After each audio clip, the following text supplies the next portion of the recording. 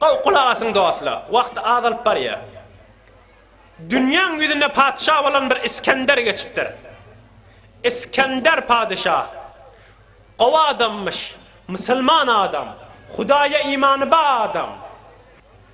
Dünyanın yüzüne yiredi hukmunu yürüdüğün neyse başarayan adam. Dünyanın yüzünün hazineti elindeki adam. Ton kızıllı ihtiyarındaki adam. Ders alaylayın Müslüman doğalla. Ahiret kaygımız bolsun. Özümüzün halıgımızı, Rabbimizi Allah Celle Celaluhu hayattan çıkarmayalım. Bir geçen zatla bir de ders olmadan çürüyüm bolan zatlar. Neyin ki oğlan yatırmadan çürüyüm kıssa tarif edilsin. O İskender meridleptir. Dünyanın padişahı Müslüman da Allah. Meridleptir. Görse ölüm yakillap geliyor. Ölüm yakillap geliyor.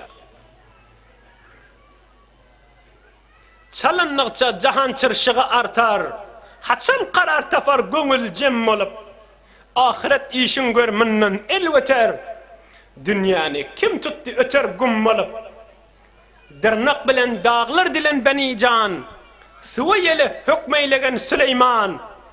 Hani ol İskender Rüstem Pehlevan. Sen dünyanı tutacaksın. Kim olup?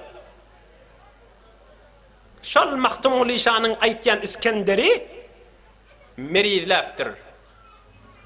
Fikrediptir, görse ölüm yakillap geliyor.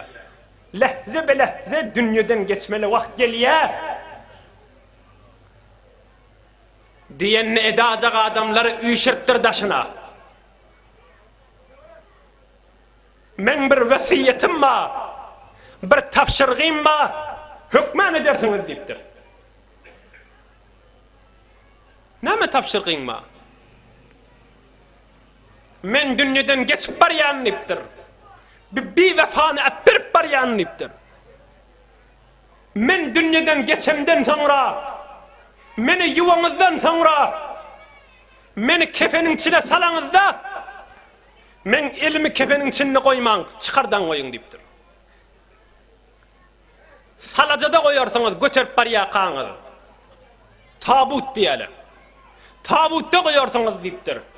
Emme men iki elimi iki kaptallan çıkardan koyun deyiptir.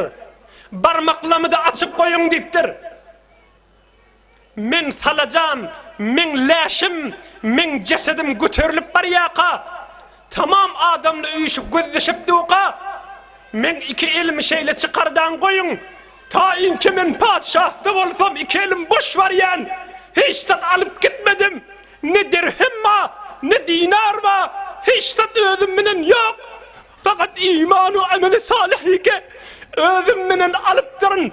Näme ýagdaýlary ki Hudaý bile bolup durun. Şonu alıp baryan, başka hemme zady dünyada koyup baryan. Şonu düşünsün Müslümanlar deyipdir. Hani ol İskender Rüstem Pehlevan. Sen dünyayı tutacaksın, kim olup? Men iki elimi çıkardan koyun deyipdir. Düşüneyliyim dostlar, tekrar edeyin. Men leşimi, men cesedimi salacan sünne koyunuzda. Kabrağa şimdi akidip baryakanız. Ve tamam adamını gözleşip duqa. Men iki elimi şeyle çıkarıp koyun. Barmaklamı da açıp koyun.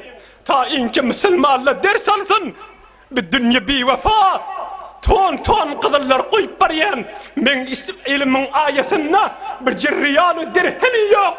Ve boş var yan. Şimdi düşünsün adamla deyiptir.